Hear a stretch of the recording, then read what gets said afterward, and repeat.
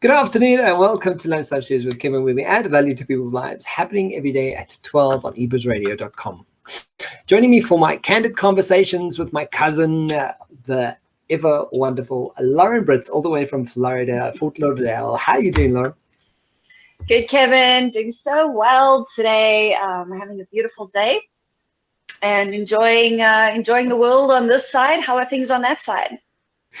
Things are strange because of the public holidays. South Africa's had like a few public holidays, and now Easter, and so it's like people have taken off like a few days, and they've like taken leave for like 2 to 3 weeks, basically.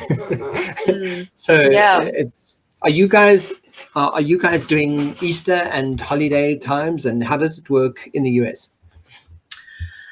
A lot of people do, have an Easter. They do sort of celebrate Easter here. So, a lot of the Christian faiths. But I think everybody else, we just had spring break. So that kind of was a mid-year or early year vacation for everybody. And as you can imagine, when people come down here for spring break, it is a little out of control sometimes, and the masses just show up. But I think they're on their way out now, so we'll be back to normal in a few days, hopefully. And in terms of like, and we don't have to talk about it because I know we've got a really good topic for today's discussion. But I'm like, how in terms of COVID, like when you're having a rush of people down to spring break, how is that influencing COVID? Like, is there really strict restrictions? Like, what is the obvious thing that's happening? It's very interesting and weird to observe. I mean, it's kind of about where we live. We live on this big island that's sticking out in the ocean, and we have a lot of space. But regardless of that, everything is more relaxed. It just is. It's like a seaside, relaxed version of life. Things are very busy as well because we've got big cities and whatnot.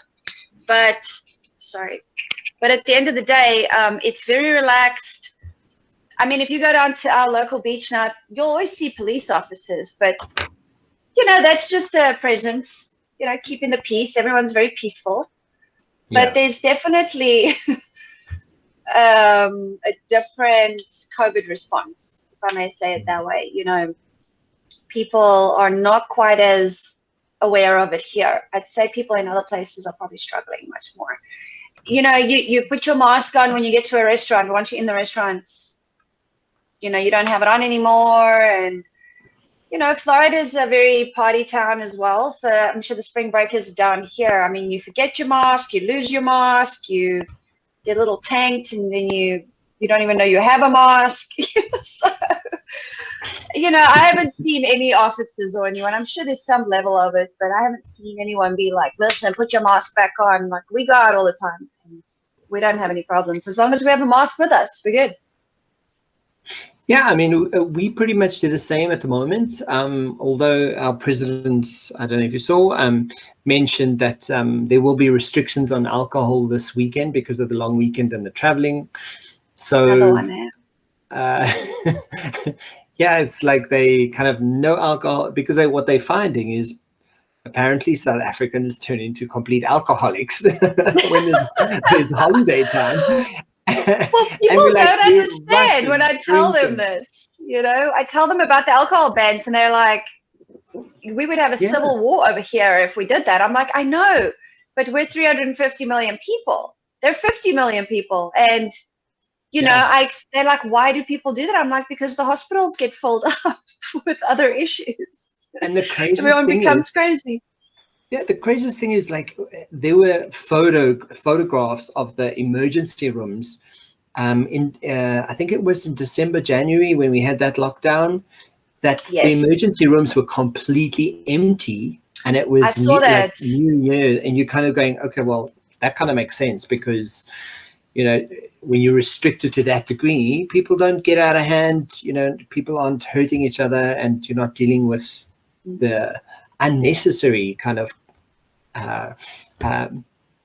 the flow of what alcohol does to South Africans.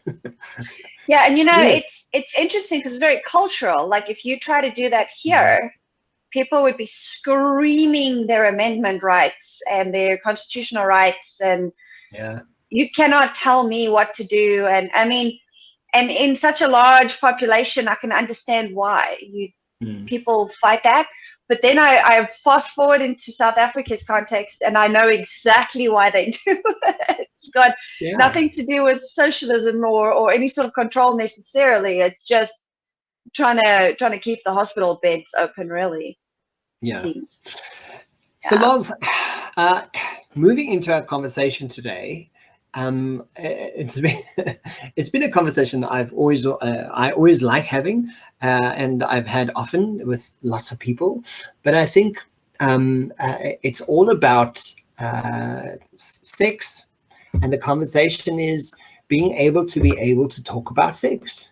Having it being an okay conversation.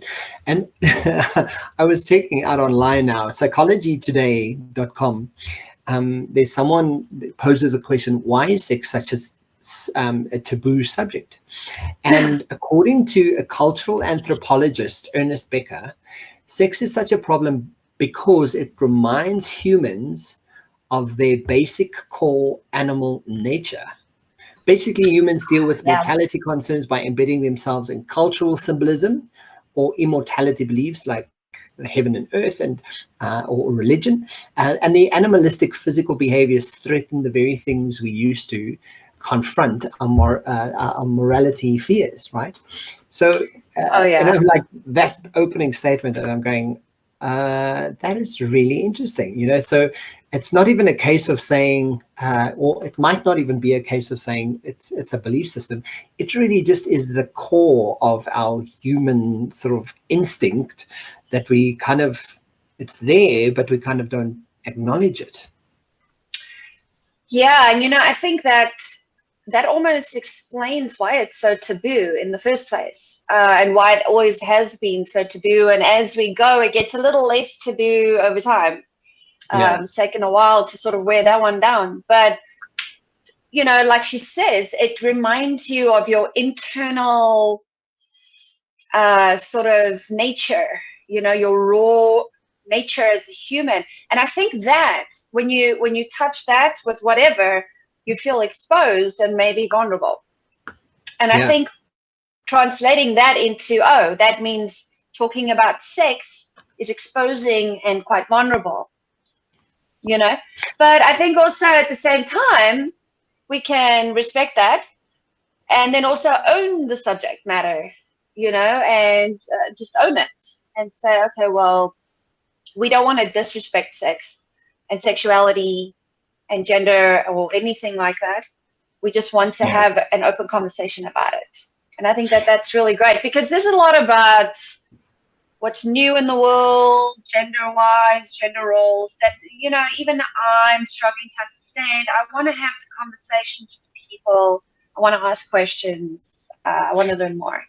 And that's the thing, because, from a business context, speaking to a business audience, you kind of go, I think it's a case of saying, well, let's inform and have really good conversations, but let's educate ourselves more around it. And I think because people are also, the whole trans movement that's coming out, that people are considering themselves as transgender, the entire movement from the women's movement that there was about Me Too. The Me Too movement. There we go. Sorry. And all of this is like just saying, no, actually, we have to get to a point where we can actually have conversations, and not make them or not sort of dampen them just based on the fact that it's my lack of knowledge or my lack of interest. And I just kind of go according to my set of beliefs, and I'm like, oh, well, that's normal to me, so you're just abnormal, because I'm looking at the sort of the some of the terminology like heteronormative, cisgender, transgender, non-binary or queer, gender queer, and then the gender neutral pronouns, which is they, them, and theirs, right? And I've even noticed that from a, I mean, Eugene's been working on a project where he's sort of running the back ends of the project. And that's a consideration that when you're putting software together and you're putting systems together, part of the tick box exercises that they have to follow is recognizing people from the chosen sort of pronouns that they'd like to be labeled with. Right. Yeah, and that's quite progressive, I will say. A lot of, I mean, most of the systems we use today, I've yet to see one that's inclusive of all of these new terms, all of these new gender categories, labels that people want to use. And, you know, I think it's good to have the conversation because it starts, you know, becoming clear to me that people on Earth are just created very, you know, how are we intertwined? You know, it's even culturally. We're talking about this topic today, and we mention politically correct gender terms to use these days. But even when I sit and I think about America versus South Africa with this topic in particular, such different platforms to have this topic conversation on. You know, America is very liberal in that sense, especially, and also conservatives. We have a 50-50 split here, but there's extreme liberal here as well. So in the sense that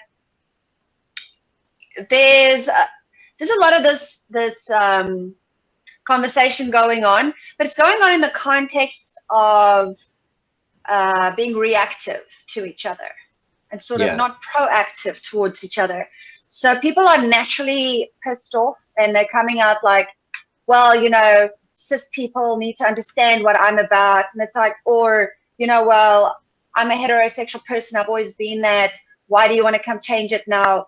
I think we need to change the way we approach the conversation, because we might want to approach it in the sense of, I don't actually have an answer. Let's have the conversation and talk to each other nicely about it from a very loving space, because people are getting very aggravated with each other. And all it really is like a total lack of communication and misunderstanding. And I talk out of personal experience. I myself have had this where, you know, somebody who identifies, you know, not as what I identify as, which is a female, came out and she, you know, she started saying, yo, you cis people. And I was like, what? Hold on. And then I got upset because I was like, how dare you, you know, blah, blah, blah. And then we later on realized that it was actually a pointless thing. And both of us had come from the wrong perspective, in the sense that we were trying to protect our own identities. But I think maybe we can create a space next to ourselves or outside of ourselves or even inside of ourselves where we can have this conversation without being very reactive and defensive about it. Very important. Yeah, you know, and I think that's why for me, it's a conversation to be had, because you and I have spoken about our family many a time, and we've grown up in an environment where being gay or being different is completely shunned, and really, or you know, when we were younger, it was, especially in my case, and what that meant, you know, and coming from that space, and that's probably why I've also pushed the agenda of, well, you know, if it's such an issue for you that I'm gay, then let's talk about it. Like, why do you have such an issue with sex? Why do you have such an issue with what gay people do in sex? Like, you know, and it sort of leads down this pathway, which is almost antagonistic. But it shouldn't be. You know, it shouldn't be that case where you have to defend anything. It's just a case of, really, am I informed enough about what the world is experiencing? And you know, I've seen and I haven't really spoken to anyone about it yet, but I look at RuPaul's Drag Race, for example. There's a transgender person on RuPaul's Drag Race at the moment, and in my head, you kind of go, okay, cool. So there's a transgender person on RuPaul's Drag Race getting dressed in drag, and you kind of try and understand why would you? Isn't that the same as getting being a what? And then what I instinctively kind of caught myself doing was trying to analyze and box it in a certain way, and I was like, no, hang on, stop right there. This is an art form. This is an expression. There's so many things that being in a drag show means, and it's quite specific to that person in any case. And it's right. And can they be the next best drag artist? That's the essential core to it. That's a great show. RuPaul's it's a fantastic show, and you kind of go, does it really matter? Does it really matter what the hell her gender is or his gender? I think that in itself is the question, and I've asked myself this question a lot because I've often wondered, why does this bother you so much? Not me personally necessarily, but other people, they come out gung-ho about something, and me as well, about my injustice in the world, come out gung-ho, how dare and why, and it's well, does it really matter? I mean, and if it does matter, why does it matter? Why does it matter so much? Why are you so offended by the conversation? Now, look, the conversation can go a lot of ways. I mean, you can have someone sitting on the opposite side of you who's not doing a very good job of, being understanding as well. So it's not just one side or the other. It's how everyone shows up together, I think. And it's, I mean, you can also only, it depends who you're talking to. I mean, if you've grown up in an environment or you're in a situation where, somebody doesn't like your orientation or what you've chosen as your life going forward, then you can accept yourself. But it's really, you can try to have the conversation with other people. If they don't want to, then there's nothing you can do about it because their free will is their own. Now, what's very curious to me is that, for example, people's belief systems can run so deep into their identity that they will give up their own children to maintain the status quo.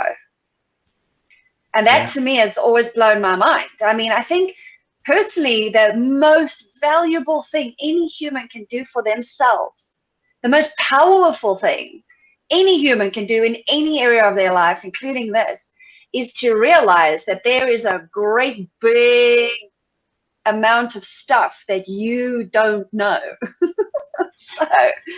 And if you just go through your life realizing that there's a lot you know, but there's a lot you don't know, then maybe it will help when we come to these types of situations, not situations, these conversations, because maybe we can dip into that space and say, you know what, I don't really know. I don't know anything about new genders. I know a little bit. I'm learning too, and I'm only almost 40. I'm only 40 years into this life, and I'm now learning about new things. So if I walked around just oh, well, I'm a woman and nothing else exists, I mean, that's not going to work at the end of the day. There's a lot of people that have something to say about it. And I think, it lends itself to the conversation we had last week. But, speaking about misogyny and why people have that kind of approach and how awful it is, but also the gender roles that we prescribe to your sex, right?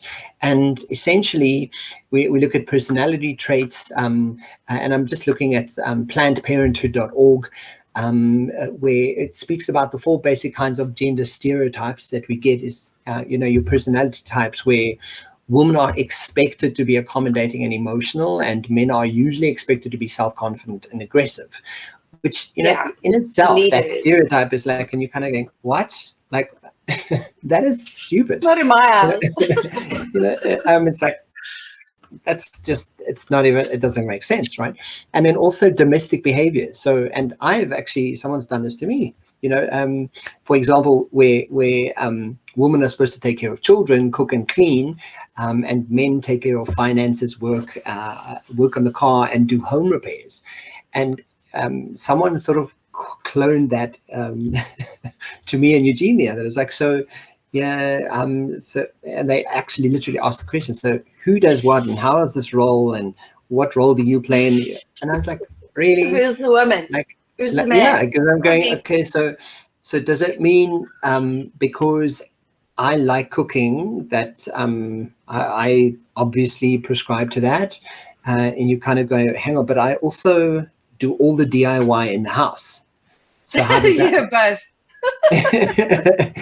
And I think that's why, for me, it's a case of having the conversations, and you're kind of going, absolutely. No, we really need to get to a point where we can talk about the stuff and go, whatever. Like if you Lars, you might be really good at using a hammer and putting pictures up. I really am. That's got nothing that's to do the thing, with your gender, right?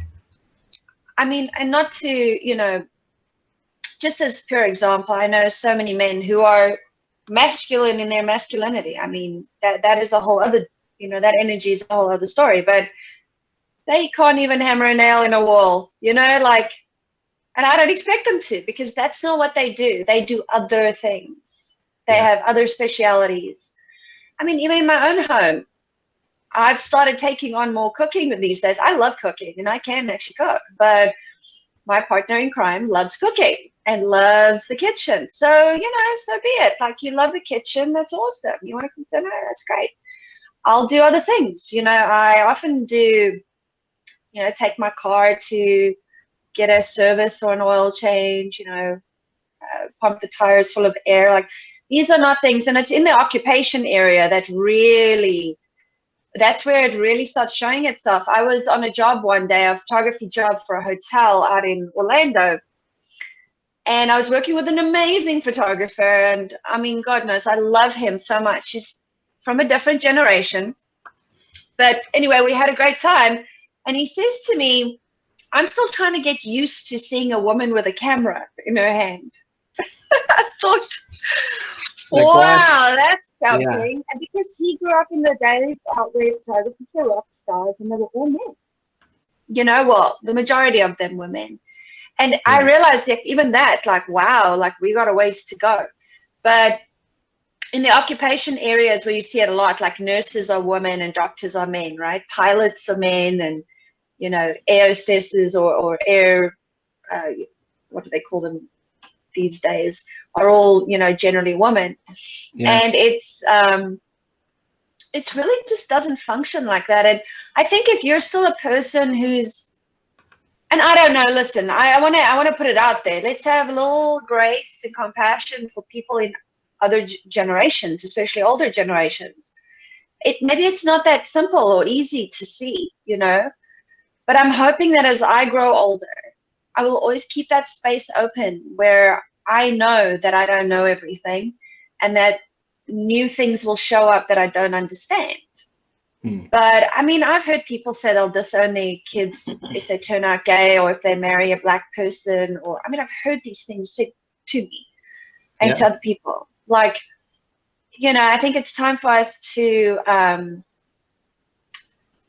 mean, what's the big deal? Honestly, the only requirement I have of a human being is that you are nice, for lack of better words, or words I can't say on here right now. Like, don't be, a beep beep. Like, be a nice person. I don't care what your role is, or what your orientations are, what you do, how you do it. I just, if you're a good, kind-hearted person and you're not evil, then hey, we're all good. I think the flip side, like, is important to mention, because from a gay person's perspective, it's not just a case of saying, we need to get it right. We need to get it right because gay people need to be represented how they would like to be. It's also a case of going, sometimes gay people get it wrong. I know a lot of gay people who are very forceful and nasty, because of who they are, and they haven't come to terms with it yet. So they have that instinctive kind of attack mechanism built in. And again, you know, if you break it down all the way to like, what is it that why are you eliciting this kind of response? You kind of have to go back to what the core fundamental of this is. And that purely, you know, very often gets down to fear, and fear of rejection, and fear of you're right, not being enough, you know. And I think that's what the underlying theme very often is when it comes to sex, because, you know, if I'm now suddenly gay and I realize, oh wow, I just have this attraction to men more than I do to women, what does that mean? And vice versa. If I feel like I'm a woman in a man's body, what does that mean? How will I be judged? And you know, I've seen a few documentaries and online video, and people talking about especially about being transgender, and how they just don't feel like they're in the right body, you know. And I don't necessarily come from that perspective. It's kind of like, I don't relate to that. I don't relate how that's possible. But I'm also, I think, curious by nature to go, well, what if that is the case? What if you actually found yourself in a position where you have all the body parts of a male or a specific gender, but yet you don't relate to it whatsoever? You're like, can you imagine what that position must be like? You know, like, I mean, I've had this conversation with someone that I know who's transgender, and, you know, this person came to me and described it to me really in the best way they could, not to explain themselves, but they were coming out, and, you know, she just really wanted people to understand. So she started educating people. I mean, some people shunned her and other people embraced her. You know, I mean, and there's a transition period that can be very uncomfortable, can be very awkward.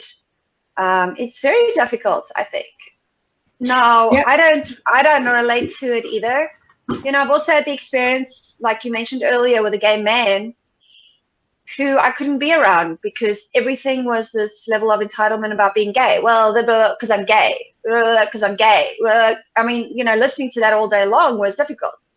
Yeah. So eventually, you know, there was something there that was like, well, I can't be around this person. It's got nothing to do with you being gay. It's just that this other thing that you got going on.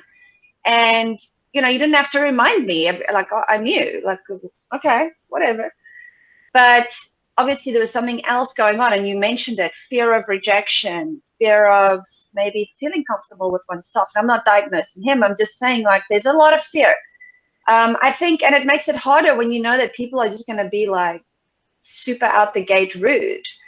You know, try to have a place of understanding in your brain. Now, it doesn't mean you have to understand everything. It doesn't even mean you have to agree. So strangely enough, I feel like the best place to be with these conversations is in a space of neutrality, where everything is 100% neutral. Nothing really exists, and whatever you put in that space is what you put in that space.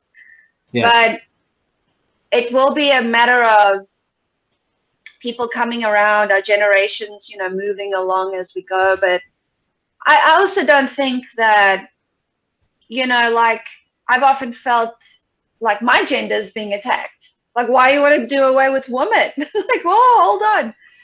Because that feels like you're doing away with me, you know? So maybe when we talk about it, you know, when someone's introducing the way they feel about it, be sensitive to that too. I mean, I've been a woman for 40 years. Like, it's hard for me to wrap my mind around being anything else. I'm not saying that anyone's asking me to be anything else. But when you introduce other things, I too feel the fear of, whoa, what's coming and why is that coming? And does it mean they want to take this away? It's a natural process, you know, and I think understanding is something that happens over time. Nobody can really expect anybody to just understand, you know, unless you've been at it for a little while. So And that's why that I think, like what I wanted to raise this as a conversation is the more we actually surround ourselves with actually being okay with the fact that there are many kinds of people in the world, there are many colors in the world, there are many cultures in the world, the more we really get our brains wrapped around just being okay with you being another human, and what you do sexually is like, that's completely your business. Like, and also, it's funny because I always come from a gay man's perspective, and coming out, I was like, oh, like you introduce yourself as, yeah, I'm a gay man, and like instinctively, I'm Kevin and I'm gay. Yeah, you're like, You need a okay, sticker with your. yeah, look at me, like have a little sign above my head or bubble. But kind of, it's like no straight people walk around going, hi, I'm like Lauren and I'm straight.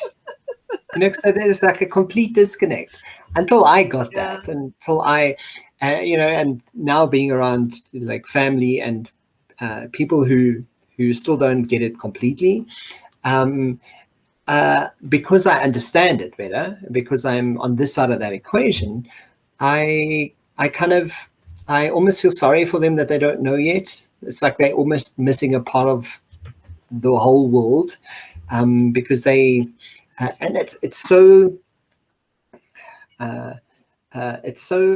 alarming, but it's also, you can empathize with people who are just a little bit narrow-minded, and they kind of just, call a spade a shovel, and you're kind of going, no, hang on, dude, like, surely you must be aware of the fact that there could be more to this conversation than you realize, other than just your own opinion. Right. But again, people's opinions, super, super attached to their identity. I really think a person who doesn't shift even slightly a little bit, or refuses to understand anything other than what they know, is really quite scared of losing their identity, themselves. So one of the things I did want to mention is I was looking at Forbes, and they also speak to how to use gender neutral language. And what was interesting about that is, as humans, we identify to the language we speak very often, and there are certain languages that don't have pronouns for he or she. So they don't refer to it as, and they refer to a they, and they don't have a gender prescribed in their language, so it doesn't even apply. And it's like, that's really, really interesting.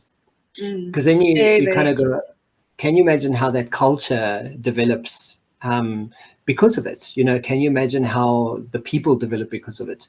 When you kind of use a they instead of a he or a she, it's a really interesting kind of approach, and you kind of going, maybe that's important. Maybe that's part of what we should be recognizing about when we are actually speaking about sex, and how we instinctively bring out a role according to what I know, due to the fact that in my language, that's how we refer to people.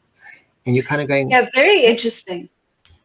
I mean, how do we relate to that? That language is everything. I mean, they say Turkish and Indonesian, for example, don't have any reference to a he or she, or even words that, separate, in many of our languages, we have specific words for a he and a she. Or even terms for he, and then like a feminine and a masculine term, like in Spanish.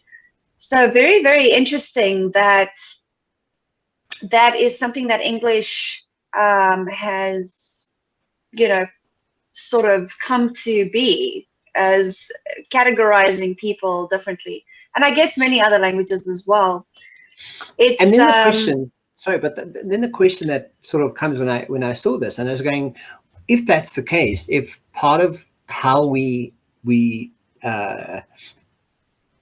show up in the world and how we are in the world is based and sort of ingrained in our DNA, in our thought process around the language I'm growing up with, then what if we did grow up? What if I did grow up in Indonesia and you kind of, or Turkey, and you kind of go, okay, so who do I identify then as, or what do I identify then as?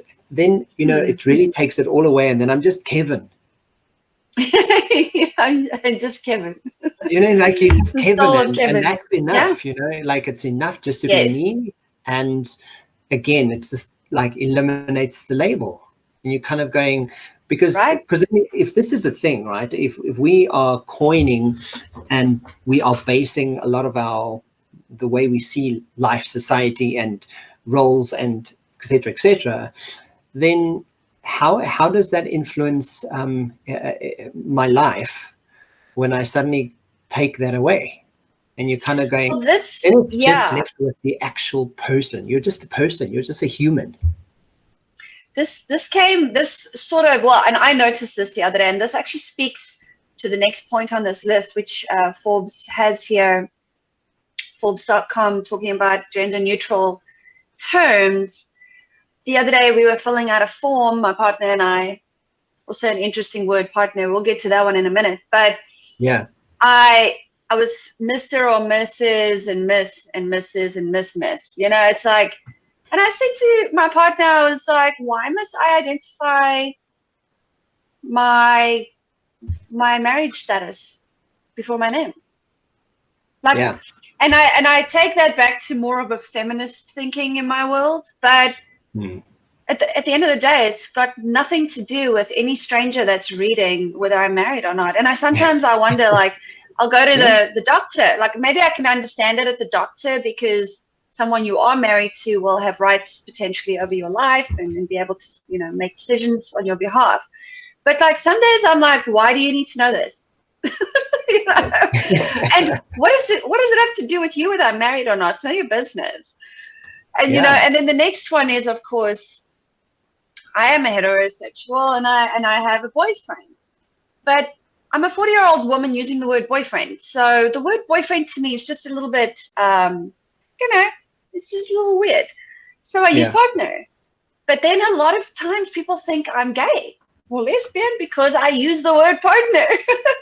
Exactly. I need to find out later on that I'm like, here's my partner. And they're like, that's not a woman. I didn't say it was.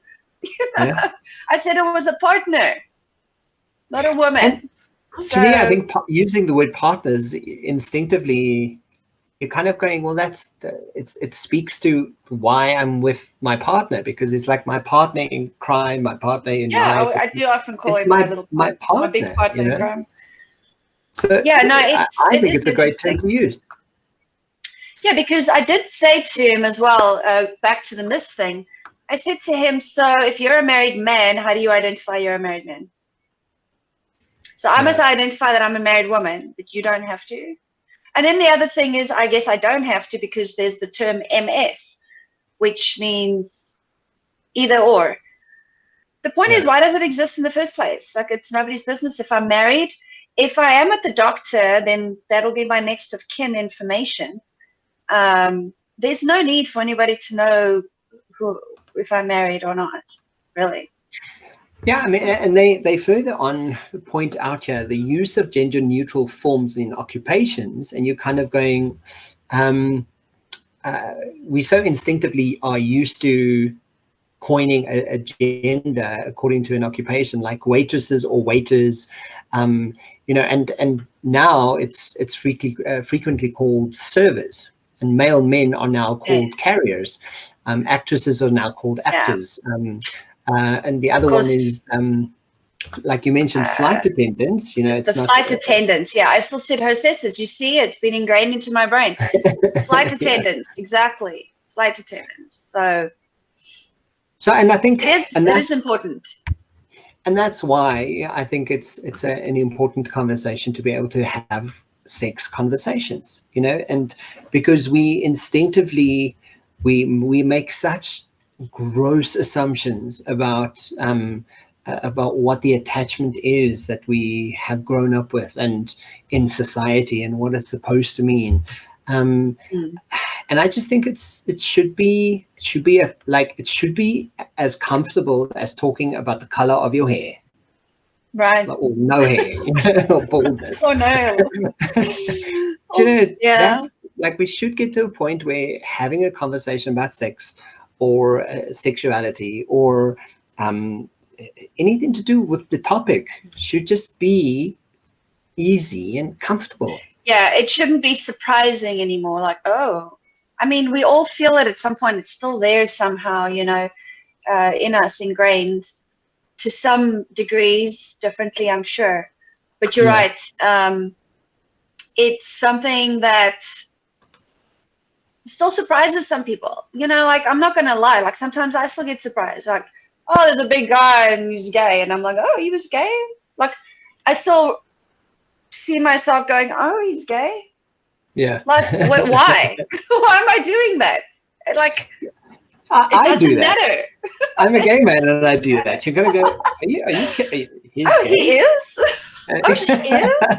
Like, oh, what a surprise. You know, like, yeah, no, like it's not, you know, I mean, a lot of people are bisexual, you know, and they have a boyfriend one day and then they'll have a girlfriend another year, and you're like, well, what happened to your boyfriend? Like, I'm bisexual. Oh, yeah. okay. Well, And you wouldn't have known because she doesn't, you know, walk around with a sticker on her head saying, I am bisexual. I mean, to add to that, don't be freaked out when I rock up with my boyfriend after my girlfriend, you know, like, you just kind of have to breathe. And gay people and straight people also try and coin a bisexual person as, oh no, you're just kidding, or you're just going through a phase. confused. There you go. Phase. Yeah, that's the best one. Phase. And you kind of just let them be bisexual. Like, what's it to you? What's it to your life? If you need to, like, what difference is it going to make? Because then you know, and then, I mean, you know, as long as everybody is willing, and you know, like, you want to be bisexual and everyone's okay with that, that's up to you guys. I don't have. There's nothing about that. You know, like, I'm not here to judge it. Regardless, I'm not here to say it's okay, not okay. It's not my life, not my world. You're not hurting anyone. Like, that's when it becomes other people's business and people start getting hurt. And I mean physically, like breaking the law and stuff. But you know, it is funny how we still do that, and you know, I'm sure we'll over time move past it. But it is something to become aware of for sure. Well, in summary, what do you think the point of today's conversation is? What can people, like, what would your message be, like, in short? What I want to say, and I always, from the antagonistic personality that I have, it's, you know what, instead of sitting back and being judgmental about gender roles, sex, sexuality, and, you know, sort of just continuing to recycle your own thoughts around in your head about it, maybe find somebody to have a conversation with about it. Somebody, if it's weird at first, somebody you trust, maybe, like, what do you think about this? Maybe get a different perspective, and slowly, like, start asking yourself the question, like, is there more to this? You don't have to be it. You don't even have to even, you know, I want to say accept it, but like, you want to accept it in the face of for other people, but you don't, you know, it doesn't have to change your life. It just changes your perspective. Yeah. And you know, it's like that in all areas. If you see that you are hell-bent on gender roles at home, you know, start rethinking that. If you're a father who doesn't want your boy to cook in the kitchen, you might want to rethink that, because at some point they're going to want to do their own washing, ironing, and cooking. Even if somebody else does take over at some point. If you're a mom who doesn't want her daughter to, you know, play in the mud and wear boys' shoes, then, or whatever, just keep an open mind, like, rethink what we're doing here. I think that all the experience in the world makes for a full life, and understanding things and having these conversations makes for a good mindset throughout your life. So the world is changing, and if you're smart, you will understand that at some point you can't just push back against it, and you don't have to accept all of it, but understand that it's changing, make sure this is in your awareness, and become part of the conversation to a better understanding for people in this world. Yeah. Not everybody is as we, experience the world. And the other thing, and it's a little bit off topic, but I want to talk about sex real quick. I was at a doctor's talk recently. She's doing a lot of research on dementia and Alzheimer's.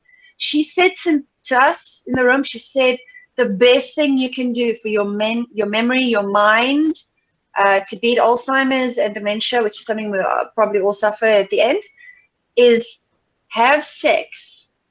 And if you can, do it every day. And if you can, to really improve the healing of the mind, do it with somebody you love.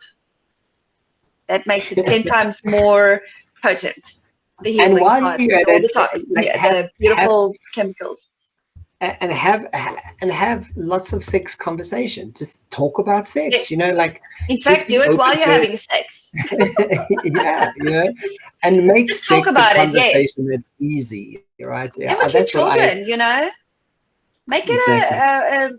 okay for them to ask, because if they need to ask somebody, let it be you, and have a good answer waiting for them when they do. Lance, thank you. Good conversation. I love having our candid conversation. It always Thanks, it's always easy, and it just kind of like gets your brain like thinking about all sorts of kind of things, and I love that. Lastly, quick, because we're running out of time. If we want to get a hold of you, where is the quickest way to check you out? Instagram and website? Yes, absolutely. We're currently booking the months of April and May and June. So if you want to have a chat with me, or you want to talk about your personal branding photography or your business branding photography, you can catch me at www.laurenbritzphotography.com. Just click on book a consultation, and we can chat. Have a complimentary consultation and see what you need. Take care of it, guys. And yeah, all the information's description boxes below, so go and check it out. I would also love to chat to you, so check out Lauren Britz Photography and check out Leadership by Design. And Lals, I'll chat to you next week. Chat to you soon, Kev. Have a great week. Yeah, I like talking about sex with you. What a topic. Cheers. Bye.